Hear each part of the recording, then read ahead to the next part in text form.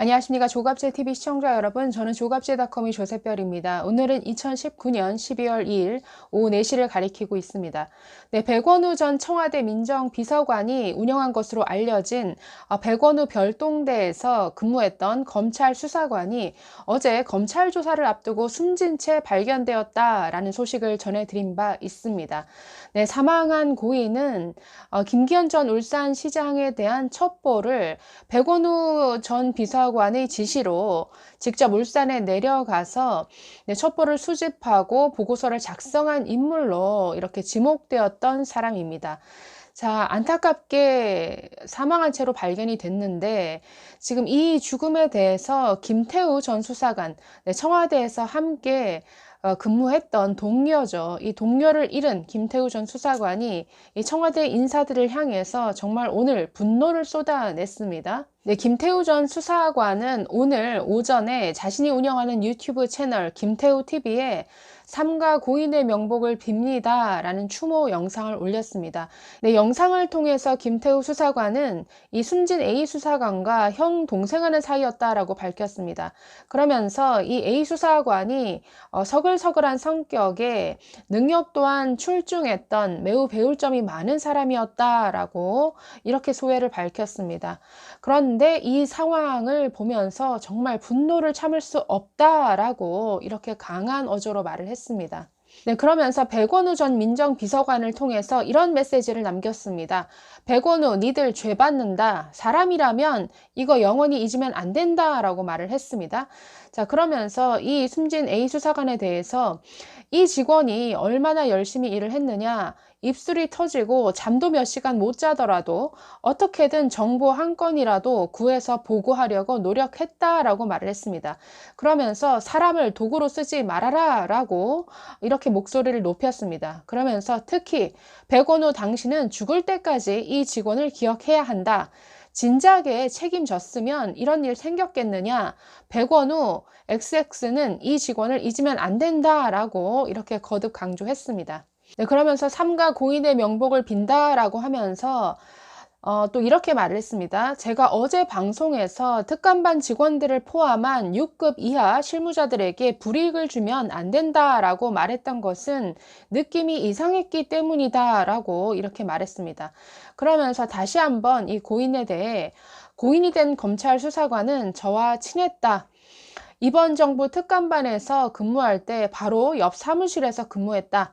나이가 저보다 몇 살 많아서 형이라고 불렀다라고 회상했습니다. 그러면서 그는 이번 정부 청와대에서 열심히 일했고 입술이 부르틀 정도로 했다. 상관과 검찰에서도 인정받았다라고 했습니다. 그리고 해병대를 나와서 유독 씩씩하고 성격이 좋았다라고 했습니다.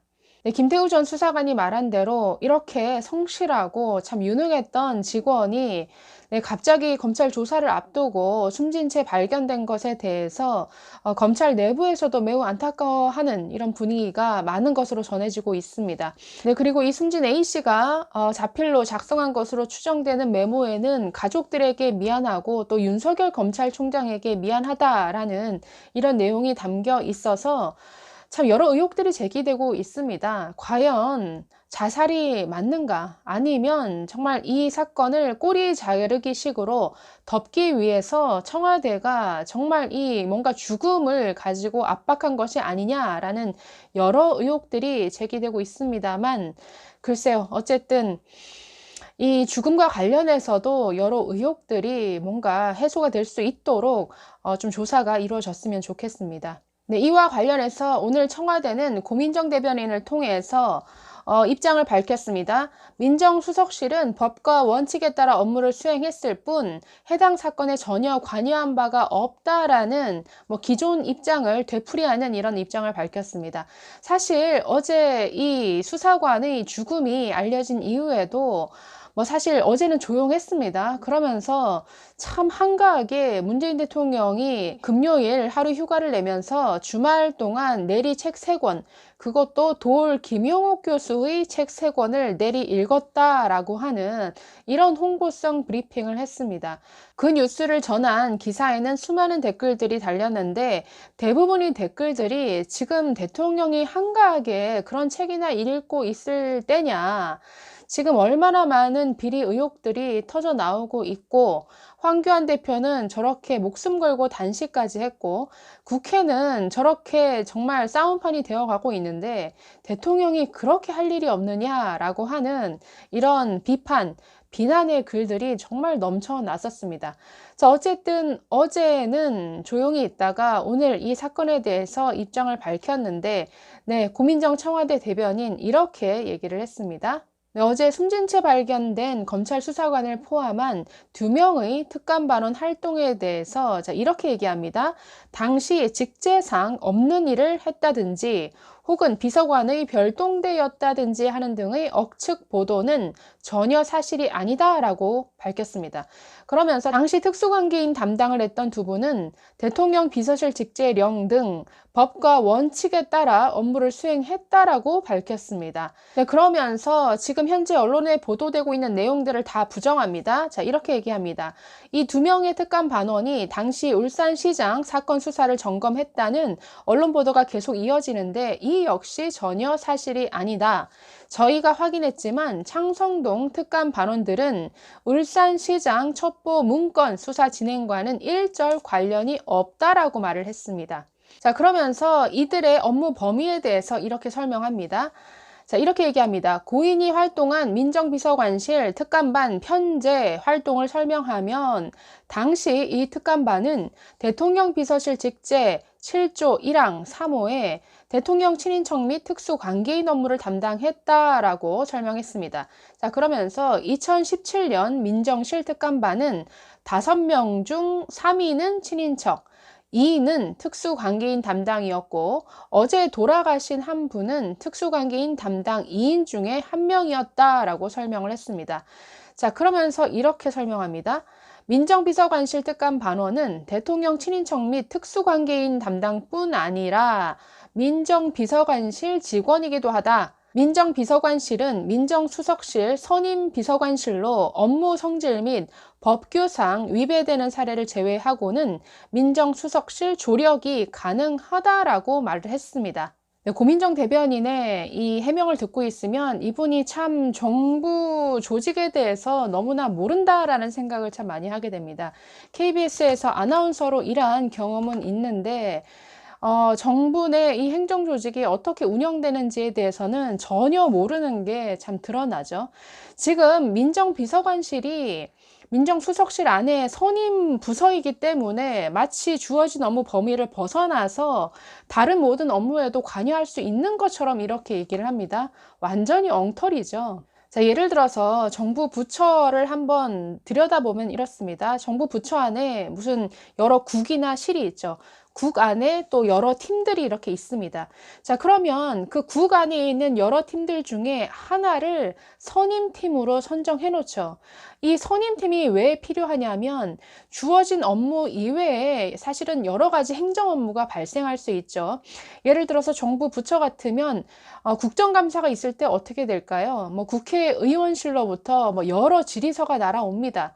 자, 그러면 그 질의서를 받아서 이게 어느 팀에 해당되는 업무인가를 파악해서 그것을 전달하고 다시 회신받아서 내 공문을 보내는 뭔가 이런 행정 업무를 대표로 맡아서 처리할 팀이 필요하다라는 거죠. 그렇기 때문에 편의상 여러 팀들 중에 하나를 선임팀으로 선정을 해 놓습니다.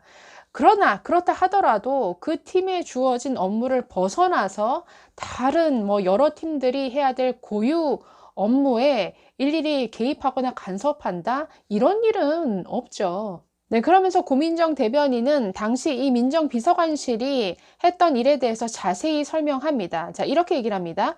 그래서 해경이나 정부 보상 관련 감찰 업무를 수행한 게 조력 가능한 부분이기 때문에 감찰이 이루어졌다라고 덧붙였습니다. 그러면서 2018년 1월경 민정비서관실 주관으로 집권 2년 차를 맞아 행정부 내 기관 간 엇박자와 이해충돌 실태를 점검하기로 했고 그 실태 조사를 위해 민정수석실 행정관, 감찰반원 30여 명이 대면 청취를 했다. 이 과정에서 이 두 분의 감찰반원은 울산 고래고기 사건에 대한 현장 대면 청취를 담당했다라고 밝혔습니다. 네, 이 부분부터 이해가 안 되죠. 아니, 청와대 안에서 행정부 내 기관 간의 엇박자, 이 불협화음에 대해서 왜 지금 청와대가 나섭니까? 지금 이 정부 조직 안에 국무조정실도 있죠. 이 행정부처 간에 뭔가 이런 엇박자가 발생하고 부처 간의 갈등 조정하는 것은 국무조정실에서도 얼마든지 할 수 있는 일이죠. 왜 검찰과 경찰 간의 이런 어떤 업무상 이해 충돌에 대해서 대체 왜 청와대가, 그것도 민정비서관실이 이런 실태 조사를 하고 일일이 기관을 찾아다니면서 대면 조사를 한다? 이것 자체가 지금 스스로 직권 남용임을 고백하는 셈이죠. 네, 그러면서 고민정 대변인 이렇게 마무리합니다. 고인의 명복을 빈다. 일어나서는 안 될 일이 일어났다. 민정비서관실 업무와 관련된 오해와 억측이 고인에 대한 심리적 압박으로 이어진 게 아닌지 숙고하고 있다라고 밝혔습니다. 그러면서 어떤 이유에서 그런 극단적 선택을 할 수밖에 없었는지 그 이유가 낱낱이 밝혀져야 할 것이라고 생각한다라고 강조를 했습니다. 네, 이 마지막 발언을 듣고 있으면 딱 이 한마디가 생각나죠. 적반하장. 지금 누가 누구에게 할 얘기인지 모르겠습니다. 네, 고민정 대변인의 말대로 정말 이 사건 반드시 낱낱이 밝혀지기를 바랍니다. 네, 감사합니다.